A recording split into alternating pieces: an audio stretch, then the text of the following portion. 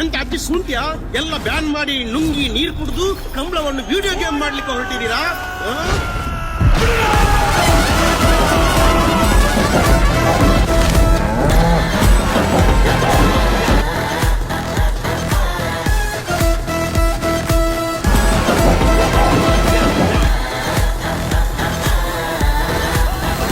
ಈಗ ಮುದ್ದು ಮಾಡಿ ಸಾಕಿದ ಕೋಣಗಳನ್ನು ಒಡೆಯಬೇಡಿ ಅಂತ ಹೇಳ್ತೀರಲ್ಲ, ಕೋಣಗಳ ಮೂಗುದಾರವನ್ನು ಬಿಚ್ಚಿ ನಿಮ್ಮ ಎದುರಲ್ಲಿ ನಿಲ್ಲಿಸುತ್ತೇವೆ.